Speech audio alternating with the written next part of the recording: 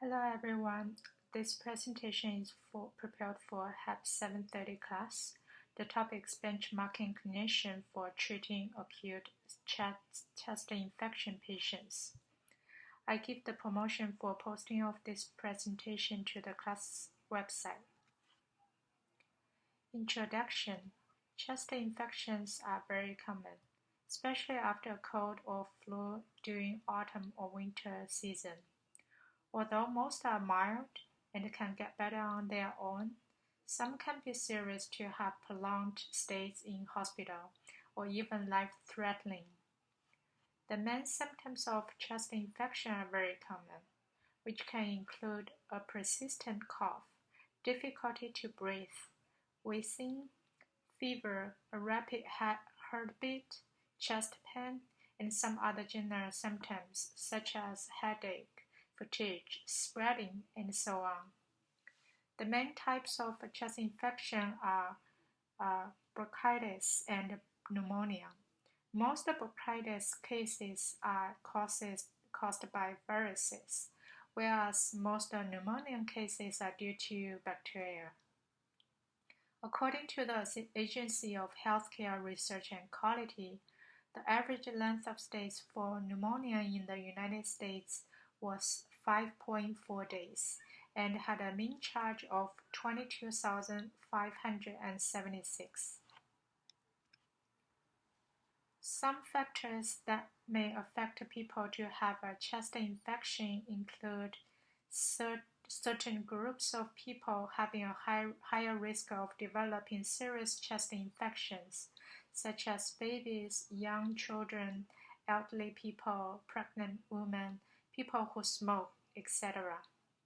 People with long-term health conditions such as asthma, heart disease, diabetes, COPD, etc. However, we can prevent it to shorten the length of stay and reduce the cost. There are measures that can be taken to help reduce your risk to developing chest infections and stop them spreading to others. Stop smoking and drinking are the best things that can prevent a chest infection. Also, wash your hands regularly. Most importantly, vaccinations are highly recommended for those in high-risk population to prevent a chest infection. A hypothetical cases of 10 patients was selected for each clinician with the same problem of serious chest infection. The designed questionnaire is to connect information about patients' history. In this study, we focus on the patient's history of smoking, history of asthma, and vaccination status to compare the performance for 3 different clinicians treating their patients. As we can see in this table, 10 different patients were treated by each clinician with the length of stay. Also, the average length of stay was calculated for each clinician. Then we can draw a decision tree for each clinician's performance. Each event can be used to create a new branch in the decision tree. Then we group all patients and calculate the probabilities for each clinician's patients. This is for clinician 2, and then we can see the length of stay for clinician 2 patients are different. And then this decision tree is for clinician 3 treating his or her patient with different length of stay. Here we can calculate the expected length of stay for each clinician's patient. Also, we estimate how the same patients would have been cared under care of peer providers. We use the same decision tree for that patient and the probabilities times the length of stay for the peer providers. As you can see, the first table, the orange highlight content represent the clinician 1 treat their own patient. And then the green highlight content present the clinician 2 treat for clinician 1's patient. As we can see, clinician 2 has the estimated length of stay of 6 days. And then the blue highlight content present for clinician 3 treat for clinician 1's patient. And then second table, the same way we do the calculation. The first part we can see clinician 2 treat for their own patient.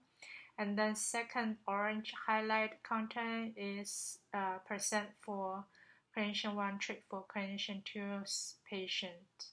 And then the last part is clinician 3 treat for clinician 2's patient with the total states listed right here, highlight with the yellow content. And then the last table, we can see the clinicians treat their own patient. They have about 5.2 days for the expected length of stay.